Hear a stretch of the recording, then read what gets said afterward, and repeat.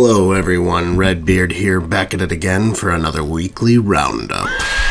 So for this week we are going to talk about the Valkia teaser, the Valkia reveal leak, the Vilitch reveal, the Vilitch Let's Play, Rally Point interview, the Chaos Debate blog, other stuff as well. So sit tight as we get into it.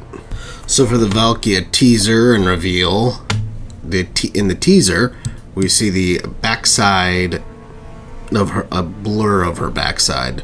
It's clearly Valkia. You could argue it's like a demon Prince of Khorne, but we've known it's Valkia for a while. The reveal, the leak reveal, obviously shows her more. So I love her model. It looks just like the 8th edition tabletop version of her, the model. There was also some artwork that, gives her like a cone head, like the blood letters.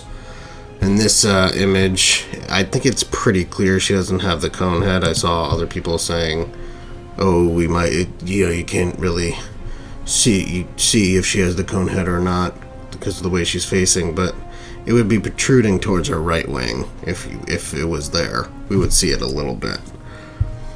So, yeah, no cone head. Now, I know it's divisive. A bit of a debate on whether she should look like sexy or demonic. She's on the cusp of demonhood. She should absolutely look like this. Corrupted, demonic. Horns, wings. Yes, her face isn't going to look the prettiest. And for any of you that really don't like that, there's going to be mods for it. So don't you worry. There's going to be a mod that makes her sexy. So that's like the number one type of mod out there. Nothing else to really say about that. Love her model. Slopnir looks awesome. Losifax's face on the shield. Yep. Everything looks up to snuff. Real good. I'm very excited. We also saw the leak of the start position for Valkia. So she starts in Ironfrost Glacier. We all at this point pretty much knew she was going to be up in Nagaron. She's got a lot of lore fighting Dark Elves in Nagaron. Makes a lot of sense. That area was open. Gives her sort of a rival, and Sigvald over there too. I think this is very interesting with Grombrindle to the south too, so they might be fighting each other too. Malekith is also looking a lot less safe in Nagaron now. He's going to have to try to take out Grombrindle, Valkia, possibly Taurox down there. They're all going to be potential rivals. Well, also the Lithanar. Can't forget a Lithanar over there. Yeah, I think it's very interesting. I also think this,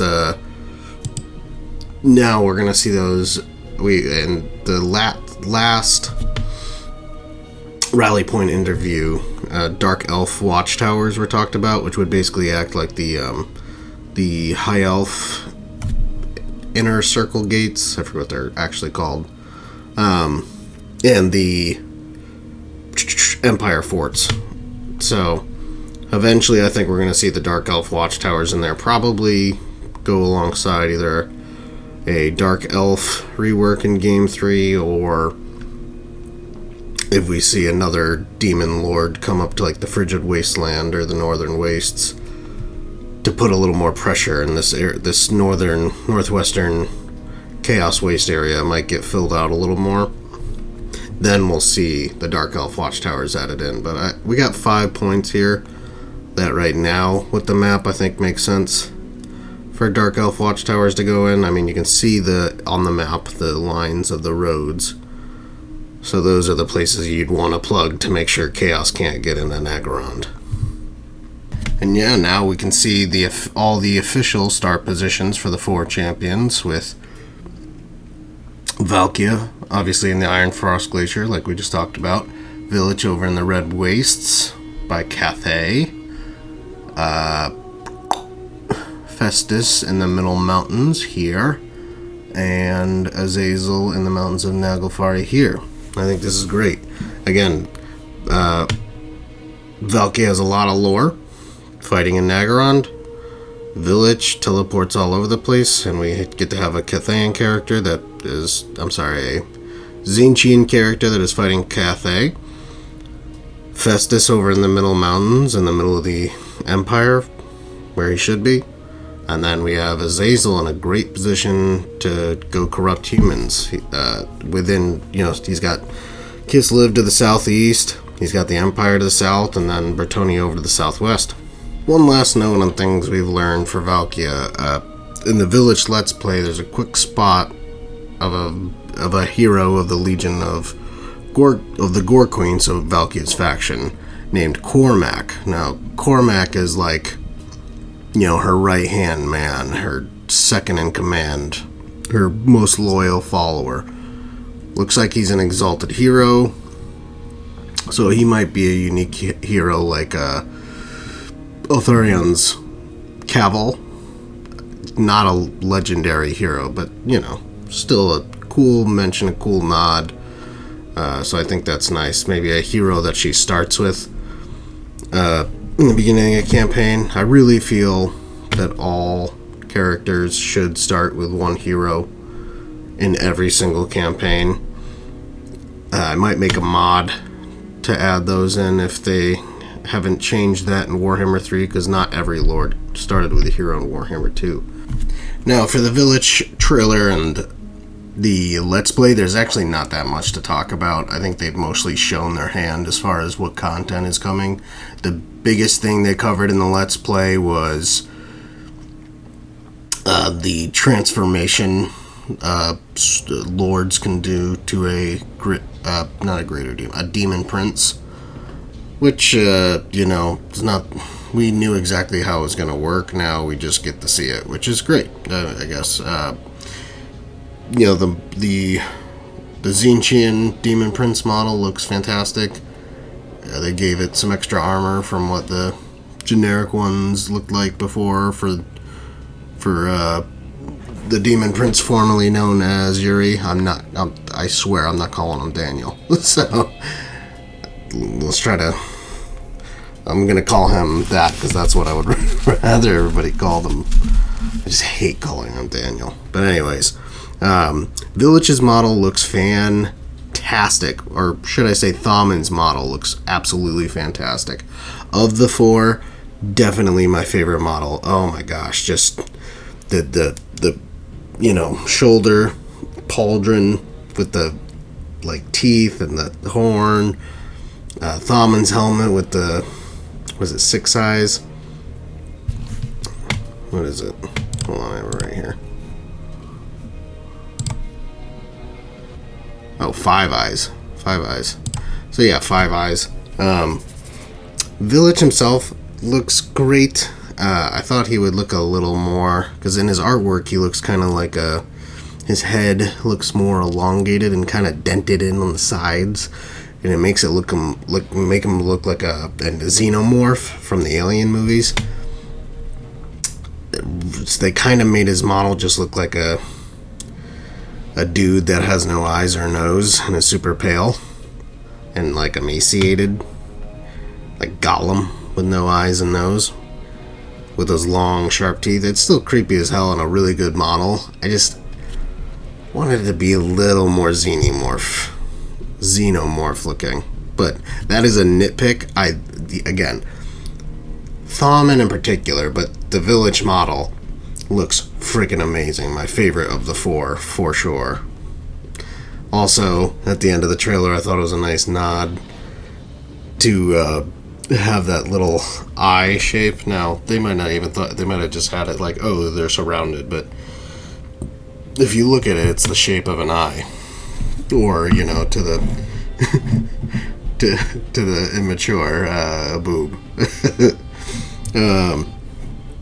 Oh, and then one more thing is that, I talked about it in my Zongor video, but I kind of hope the Marauders would take the models from the K'rrik Acolytes. Right now they just kind of look like Marauders with more of a blue theme, which is fine. Again, it's much more important that the Warriors and Chosen get those unique, cool models.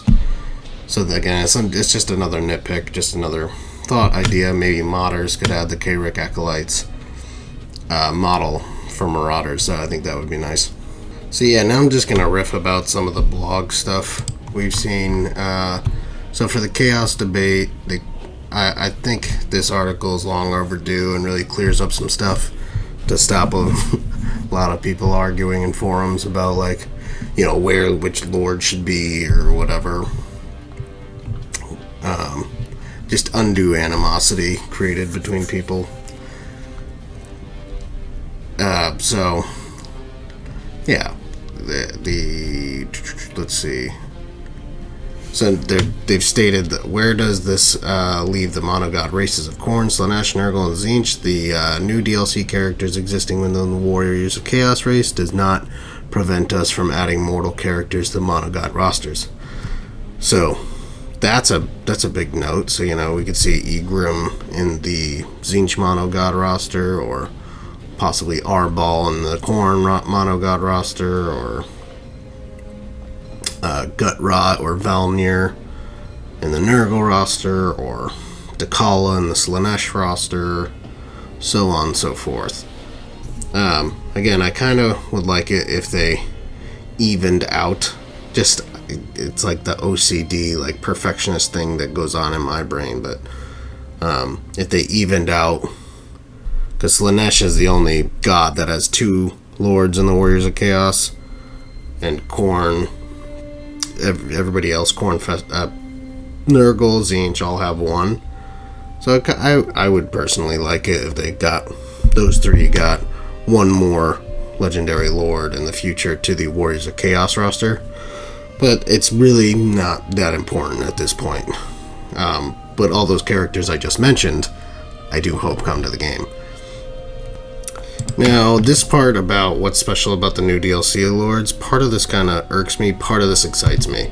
So comparatively, the 4 new DLC lords are almost akin to a subrace within the Warriors lords, who are more closely aligned to their specific god and thus limited in their access to the full suite of marked units in lieu of their patron god specific units alongside the Undivided. To accommodate this sacrifice, they instead gain a variety of specialist advantages. They can start marking mortals and recruiting demons from turn 1 and will find it both easier and cheaper to do so. So this part irks me. They share a uniquely structured tech tree, about half of which is built for their particular faction, that allows for more specialization in god-specific units and mechanics. So them having uniquely structured tech trees is awesome. The part that irks me is if you made all these uniquely structured tech trees, why couldn't you just make a unique tech tree for Be'lakor and the Demons of Chaos? You made all of these uniquely structured tech trees and you just can do the same for Be'lakor and the Demons of Chaos race? I get that, you know, there's stuff behind the scenes that there's probably more behind the scenes than just that, than just making the tech tree. I don't know. It just irks me. I get Be'lakor. It doesn't really matter. He's gonna get basically a Demons of Chaos roster, but he's not gonna get the Lords and Heroes though of the Demons of Chaos, which is like, ugh. But you know, whatever. But the other part that, I guess I'll just finish reading it out. They spread and benefit more from their own god's corruption, but are actively penalized by the corruption of an opposing god. They get access to their god's battle mechanics and army abilities. They each get versions of certain campaign features belonging to the main demon faction. For example, Festus can brew and spread plagues, but they have slightly different effects to Kugaths. We've already seen that Vilitch gets the changing of the ways, and he gets some unique changing of the ways, like Festus gets some new unique plagues. Though I didn't see anything in Azazel's campaign where he gets the unique demon devotees. So I hope Azazel gets something there, and I assume Sigvald will. And then Valkia will get the, what are they called? Not the tribute armies. The tribute armies? That's Slaanesh, isn't it? The Khorne, like Brayherd pop, basically armies you can do. I forget what they're called. But maybe Valkia gets that. And then one last thing. What about Confederation? So, initially the team were aiming for Archaon at minimum to be able to confederate all the Warriors of Chaos. However, there were some significant technical and balance issues that we were unable to resolve in the time we had to implement the rest of their feature overhauls. Given the technical issues, we were concerned that launching with Confederation enabled could jeopardize the core experience of the Warriors of Chaos. As such, we chose to disable the option for the initial release of Immortal Empires. With that said, we know that this is important to you, and we will be looking to enable some form of Confederation for the Warriors in a post-release patch. We'll talk more about how we'll aim to accomplish that feat in the future. So this to me means I still think Archaon's going to be my first entry and my first pick for starting in Immortal Empires, just because he's the ever chosen, and Game 3 is all about the chaos, the coming of chaos, and this rework is all about the Warriors of Chaos. So I think it's very fitting for me, at least, to start as Archaon. But because of this whole Confederation thing, I don't think I'm going to finish this campaign. I think I'll just start it. Maybe I'll do like 50 turns, maybe. Mostly when these patches and these DLCs and these content releases happen, I usually jump around. I don't like immediately start a campaign and try to finish it. I like to see how the game has changed, see all the different lords, the different new units. I like to play around with it a little bit first and get my bearings. And then after, a couple weeks after the release of that patch or DLC or whatever, then I like to try to jump into a campaign. That also gives some time for the modders to, recollect, publish their mods, update them for the new patch, so I can start a campaign with the handful of mods that I generally have on any campaign. Now, earlier in the vid, I said I would go over a rally point interview. So I think it was like on the Discord or something. So here's a collection of information post on Reddit. Yeah. So I'm just gonna read through this, and I haven't actually read this yet, so you'll get my kind of, reaction to it. So question 1. Will the new legendary lord changes have new landmarks? Pigeon. With people like Grombrindle, Skarsnik, and Gorse being moved, do any of them get cool new landmarks? Alan. Yeah, they do. Both Grombrindle and Gorse have new landmark buildings in their starting locations. We have also added some new landmarks for you to discover. Cool. Will Volkmar be able to use elector counts? Will he still be able to access elector count units? If so, how? Yes, he will. This is Alan. He will have a new system of progression, and the more those dark artifacts he manages to seal away, Yes, he will. He will have a new system of progression, and the more those dark artifacts he manages to seal away... Okay, weirdly worded. Not only does he get benefits from that, he will also gain access to elector counts units. Okay, cool. So the elector count units you get from owning certain provinces in the Empire, you can now get with more of the Books of Nagash or dark artifacts he seals away. Really excited to see Volkmar and Manfred in action with their new mechanics. How do you feel when they named a horse in-game after you? Alan. Ha ha ha. I think honored, I blame Mitch. How unique are Volkmar's Books of Nagash mechanics? Will Volkmar searching for the Books of Nagash interact with other factions with the same goal during multiplayer campaigns? Alan. It will work the same way as it has worked for the Tomb Kings in the past, a first come, first get race for the books. I really wonder, I think this is all building up to the eventual Nagash release. they talked about like who's going to be the 100th Lord, right? We have what is it, 86 now, so we're still a ways away. But you know, I think Nagash, Thankwall could definitely be the 100th Lords. More kind of niche pick would be like Harold Hammerstorm. He's probably not going to come to the game, but I would be pleasantly surprised if he did. I would say that I would not be upset if he did. But yeah, I think the books of Nagash, all these mechanics, Volkmar, Manfred, the Tomb Kings, building up to the Nagash release, I think. I wonder if you're Manfred or Arkan, you can like collect enough books of Nagash and then like make Nagash rise to power if you get enough books, or like the Nagash mod. You have to. I haven't actually played it yet. I plan to do a stream for that. I think that I might make that my first stream. Tell me in the comments if you'd like to see that. But I think in that mod you have to like go to the Black Pyramid of Nagash, and then he goes from like just a regular little white dude to full on end times Nagash mode. So I wonder if like these mechanics help build towards that. Maybe if you're Volkmar, you can stop him from gaining power by getting the books Nagash. Just some thoughts.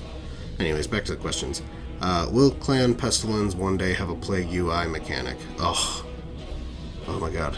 Okay, would you consider giving Clan Pestilence a mechanic to create plagues similar to Nurgle's, please? It's an interesting idea. Gonna make sure it's on my potential ideas list.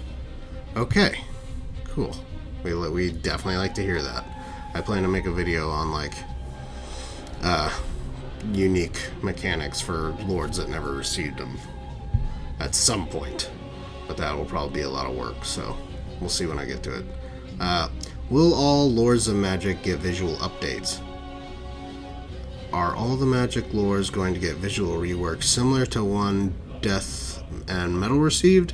If yes, which are next? Please hint. Thanks and have a great day. Alan, we are going to try and do as many as we can. These are some burning questions. Okay, it's like a non-answer. What is your favorite part of design? While designing DLC, what is your favorite part of the process? Alan, there are many. I really enjoy the initial floodgates of ideas that we have as a team, where we sit and discuss all ideas we have, no matter how outlandish they are. This leads to a lot of interesting conversations. The other part I really enjoy is when we have narrowed down our design features and start to implement them into the game. There's an awesome feeling in seeing something you imagine come to life in the game. Will Imric get Dragon visual updates? I see you worked on the Imric FLC, which I personally regard highly. One thing that bugs me, okay, mistype, though, is Imric's unique dragons never got unique visuals. They are the only RORs in the entire game that look identical to their base units. Can anyone take a look at them? Maybe give them a small visual overhaul. Alan, while they did not get unique visuals, I did try to spice them up a little bit with either ability size differences or greater stats.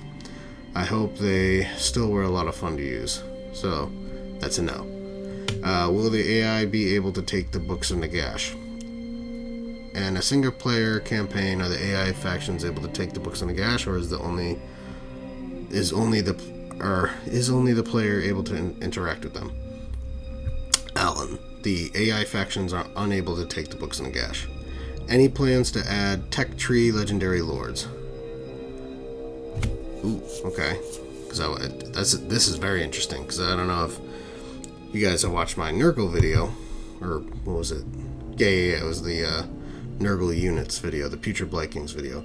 I talked about how I would like to see the 3 Magath riders added into the Nurgle tech tree as like tech tree legendary lords, basically, like this guy's talking about. Any plans to make more or as I call them, pseudo legendary lords by tech trees like Oglok the Orrible and to orcs, for example? It will give chance to characters that will never have chance to gain TLDC treatment. We Alan, we always try to spruce up the game with some interesting characters when we can. I see this continuing in the future. Ooh hoo hoo hoo. Love to hear that. More DLC updates like the... God damn it. More DLC updates like the cock DLC for old races. God, why did they... Just why? The new format for the DLC is great and exciting. Would you consider doing more DLC akin to the format of the cock DLC to... God damn it. Champions of Chaos DLC to help update the quality of older race? Alan, we are constantly looking for ways to improve the game, and this does include factions and mechanics we feel have fallen behind. So even when we don't do reworks, we do still try and make changes when we can. Okay, cool.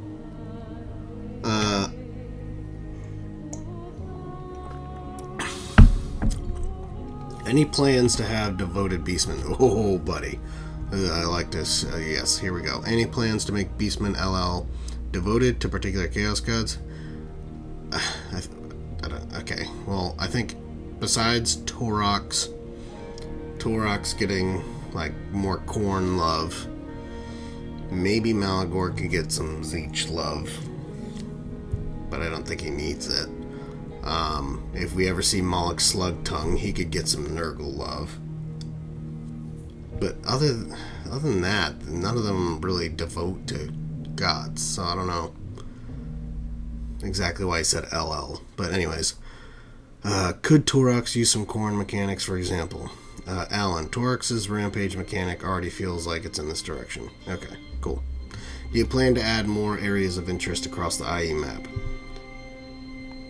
Alan, this is an idea we have discussed before. There's a lot to do on Immortal Empires, but this is something we want to hopefully implement at some point.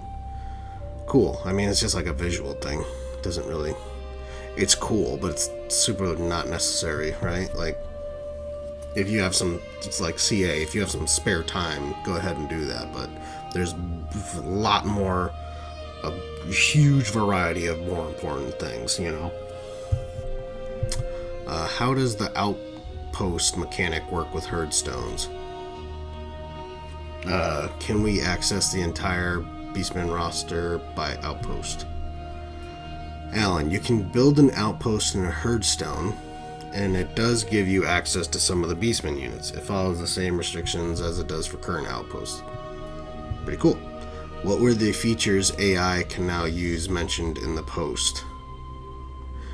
In the Rally Point interview, you mentioned AI being able to use features that it was previously unable to. Can you tell us what some of those features are? Alan, we have the AI utilizing some features of the game, such as crafting system and Thrott's workshop. Ooh. It's an ongoing process, but we were also able to give them better contextual choices on mechanics, such as commandments. Now, when they have high corruption, they will switch to an anti-corruption commandment as an example. Wow, that's really interesting. I think AI getting more and more choices like the players have will just make campaigns way more interesting, so that's good news. Will Zanbai Jin be an IE? This is what I was wondering when considering the champion starting positions. Can we meet Zanbai Jin on IE map? What kind of role Zanbai Jin... Okay. Play in, okay. It's very poorly worded. Play in Immortal Empires map. We do tend to add new locations when we introduce a new DLC, so while I can't say for sure, we will add those places. We are always looking at ways we can expand the map. So no. We do tend to add new locations when we introduce a new DLC, so while I can't say for... Okay, so no. Okay. How will upkeep work with outposts for Tomb Kings and Beastmen? Will there be any adjustments to races like the Tomb Kings and Beastmen with no upkeep for units when it comes to outposts? Having to pay for upkeep for other races' units as them would be a hindrance. I mean, I think for races that you pay upkeep, you'd have to pay upkeep. I mean, I don't know. Alan, we will be making some adjustments so as to not have allied forces hinder those factions. Okay, I don't know. Interesting, I guess. Will caravans be expanded? Will caravans of Cathay be expanded to travel through the entire world? They should be. Currently, they travel to familiar locations that you see in the Realms of Chaos map. However, we would like to expand this further for mortal empires at some point. Okay, I mean, that's, we're going to get how many? We're going to get a handful of probably Cathay DLC. So, we only have 2 lords, they're a new race. I suspect they'll try to build it out that we'll eventually have at least 6 Cathayan lords. So that's 4 more lords that might come to the game. Maybe 1 or 2 of them are FLC. So plenty of time for them to add more with the caravans. Will difficulty for campaigns be adjusted for certain lords? Are there any plans to readjust the difficulty of some of the easier campaigns, namely Beastmen and Bretonnia? Alan, we do tend to look over factions and adjust when we feel they are too difficult or easy. However, we have to take into account that there are many variables that can determine the difficulty of a campaign, such as playstyle and experience. Okay. Will Ogre mercenary hiring be updated? Are there any plans to improve the hiring mercenaries from Ogre camps? Because only 1 Ogre Bulls unit can be hired per army. Alan, this is something we have talked about and are looking into. Okay, cool. Will random encounters be expanded similar to Ruin Exploration in Warhammer 2? With Ruin Exploration gone, have you considered adding random encounter sites to the world map? Places you can visit to trigger events, find loot, or just random battles? Alan, I'm always a fan of stuff like this. I feel it adds a nice bit of flavor to the world and excitement to exploration.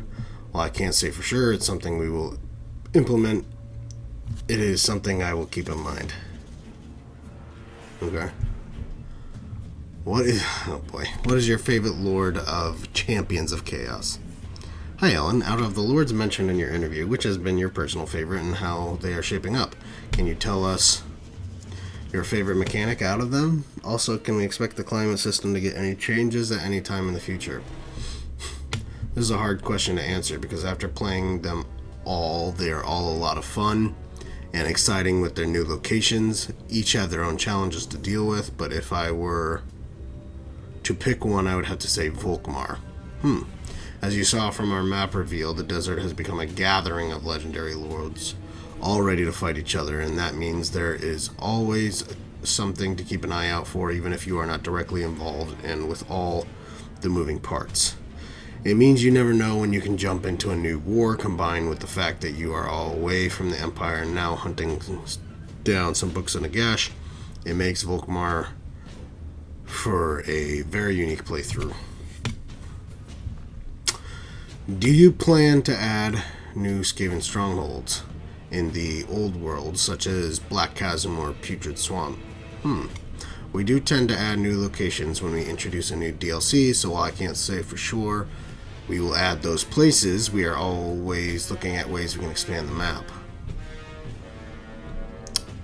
What unique mechanics were looked at for the new devoted factions? Hi Ellen, for Gorst and Grombrindle, when bringing their factions into their new locations, what are some of the things that were looked at or designed to support their new factions in the new locations, as well as make them a bit more unique? Alan, we wanted to make sure we picked locations that would be interesting and fun for those characters to be in, especially if it provides them with new challenges that other lords of the same culture do not normally encounter themselves. If there are thematic reasons for a character to be moved for a certain location, then that helps reinforce the move even more. What? That doesn't answer the question, but okay.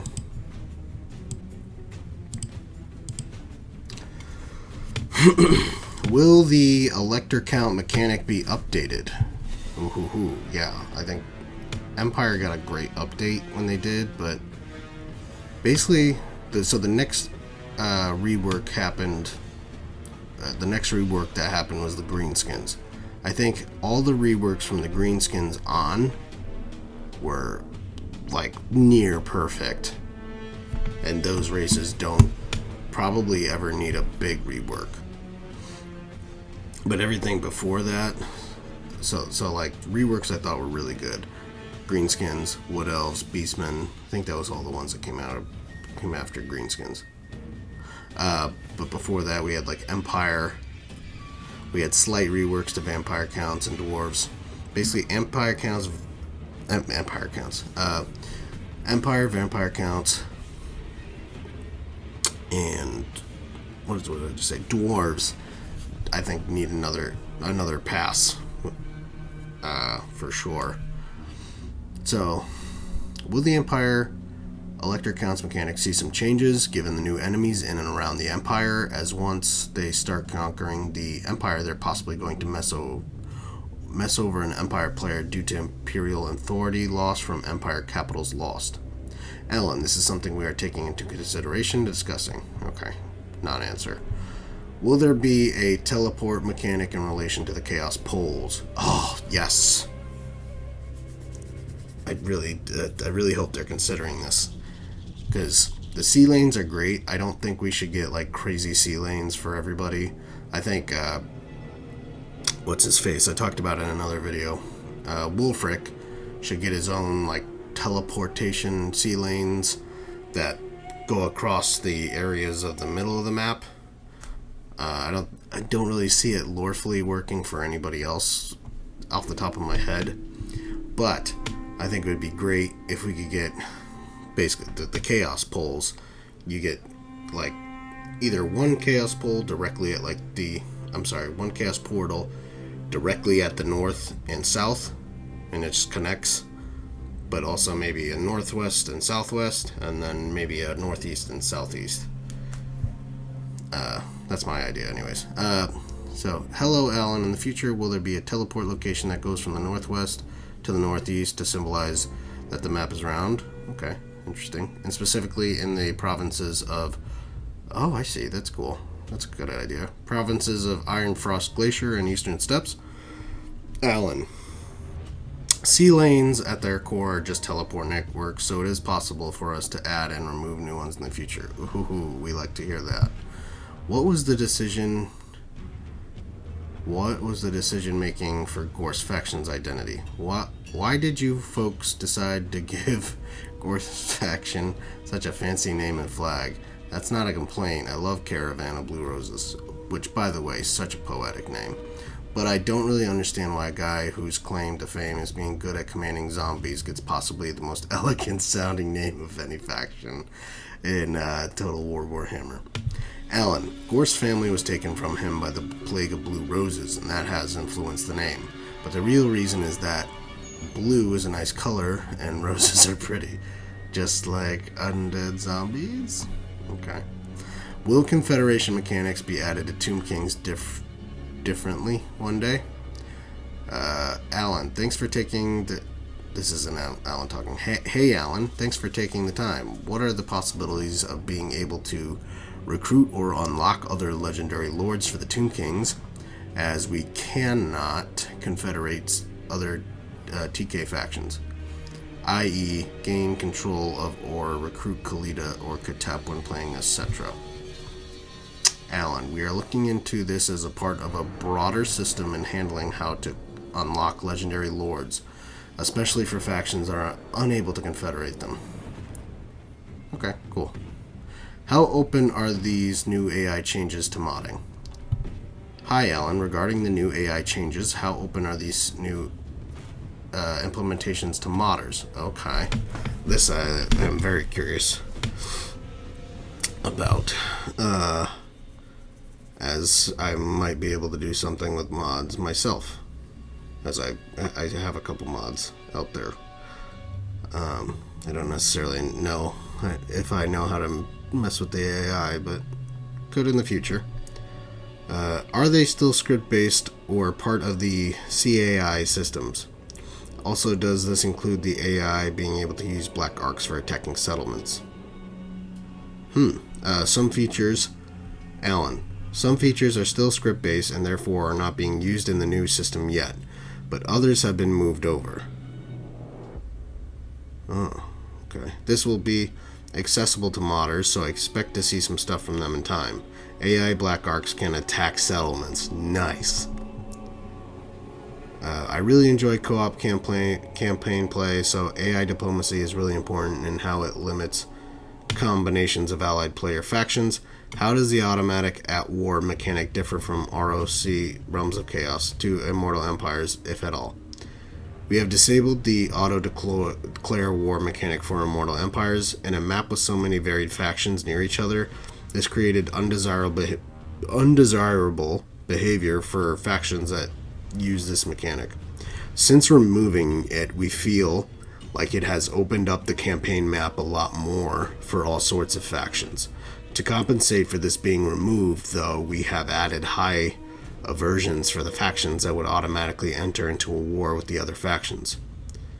This will hopefully lead to a more natural progression. And then for some Twitter responses, what reworks can we expect in the near future? What rehaul to a faction could we expect going forward besides Norska? Alan, I can't speak on specific rehauls, but we are always looking at ways we can improve factions and mechanics. Are there any plans to update the Warhammer 2 races with new mechanics like the Warhammer 1 races got during Mortal Empires? Tyrion, Teclis, Malekith, and others feel bare bones and outdated compared to the newer peers. Yeah.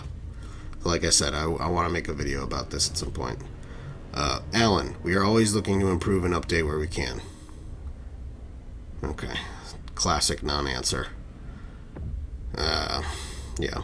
Well, again, I plan to make a video. Hopefully I can get some word out about, or I can try to put together the best ideas, really dig in, get some good ideas, and spread some word so we can get something real going. How will Gorst buff zombies and corpse carts in Immortal Empires? Or what mechanics will he have for them to make them decent or more interesting if that's his focus? Alan, Gorst's unique trait does affect zombies and will be a way for him to buff them. Okay. If AI factions can now use game features they previously couldn't, how many campaigns do you need to run before you can tell if that leads to undesirable situations? We try and keep an eye on the campaigns to ensure things are running as smoothly as they can. It is an ongoing process. Regarding quest battles, since you said you worked on those, what goes into deciding how difficult they should be and when they should become available to attempt? I find a lot of them can be tried way before you can possibly have a good enough army to win them. Alan, usually it depends on when the quest battles become available and what we expect players to have access to by that point. However, even when quest battles are available early, it's something for you to build up towards and tackle whenever you feel ready. Exactly. I think they should become available earlier, if anything. And then I like it being a challenge in the beginning, so you might not be able to win, and you might have to be like, oh, I gotta come back to this battle later when I have a stronger army. I think that's a good thing. Will Vlad and Isabella both be able to be lords concurrently? Hey, will we get possibly the choice to have Vlad, Isabella? Yeah. Alan, in Immortal Empires, you will be able to pick Vlad. We already know the answer to this, right? Yeah. We already know the answer to this. Camille. Oh, sorry, I didn't specify correctly. I mean, if we will be able to... Oh, okay. Currently, no. They won't be able to both be legendary lords at the same time. I think, yeah. Yeah. Why would they be? What happened to quest battles in Immortal Empires? Hello, Alan. My question about the three characters. Are you talking about the three champions? What happened with their quest battles? Did they get small changes, like the places to go and agent actions? Maintaining the same battles for the items or the battles are also new? What? I don't know what they're talking about. Alan, their quest battles remain the same. with the ability to teleport to quest battle. Oh, I think they're talking about maybe Vlad, Isabella, and Manfred? I don't know. With the ability to teleport to quest battle locations means that we did not have to change them. Right, yeah, makes sense. Yeah, so anyways, that's really about all I wanted to cover today. And this video is already probably going to be longer than I expected it to be, for sure. So, please join me in the comments. Tell me what you think about all the Discord rally point stuff. Tell me what you think of the Chaos debate. Tell me what you think of Valkia's model, of Vilitch's model. I don't think I talked with anybody too much about the Azazel and Festus models, so if you want to jump into these comments and talk about that too, let's talk about it, right? Yeah, hope you guys have a fantastic day. The Slanesh possible units video is still coming, so stay tuned for that. Yeah, enjoy, guys. Bye bye.